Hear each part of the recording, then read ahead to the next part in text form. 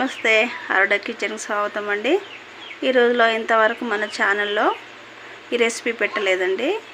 ఈ రెసిపీ పేరు ఏంటంటే చికెన్ పలావ్ చేద్దామండి.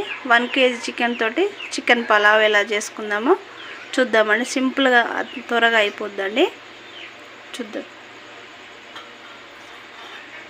ఓకేనండి, గిన్నె వేడెక్కిపోయింది. ఒక 3 స్పూన్ల ఆయిల్ పోసుకుందామండి.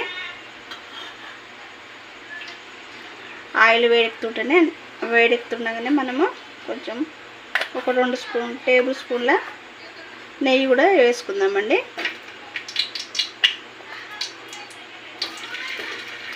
ఇది ఇట్లా కరిగిపోవాలండి.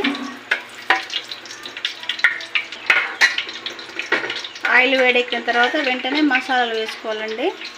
దాల్చిన చెక్క, స్టార్ పువ్వు, మరాఠీ మొగ్గ, సాజీరా, లవంగాలు, యాలకులు, మిరియాలు, జాపత్రి అండి.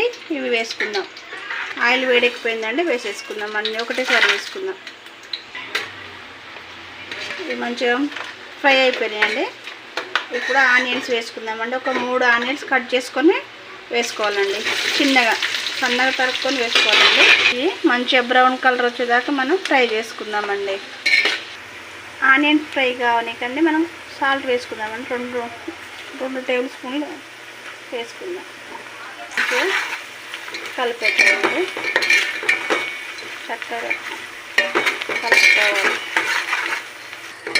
చూడండి, మంచిగా ఫ్రై అయిపోయినాయండి. ఇందులోనే మనం అల్లం వెల్లుల్లి పేస్ట్ వేసుకుందామండి.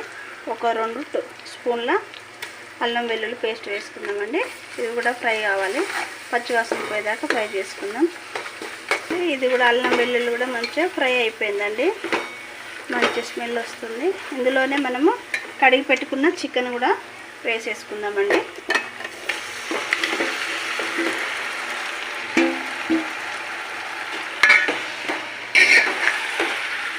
మొత్తం మసాలాలు ముక్కలు పట్టేలాగా మంచిగా కలిపేసుకుందామండి. ఇట్లా సమానంగా పెట్టేసుకుందామండి. ఒక 10-15 నిమిషాలు మూత పెట్టి కుక్ చేసుకుందామండి. చూడండి, 10-15 నిమిషాల తర్వాత ఇప్పుడు మనం మూత తీసి చూద్దాం. కుక్ అవుతుందండి. అడుగుతూ ఇందులోనే మనము పుదీనా అండి, గుప్పుడు పుదీనా, గుప్పుడు కొత్తిమీర,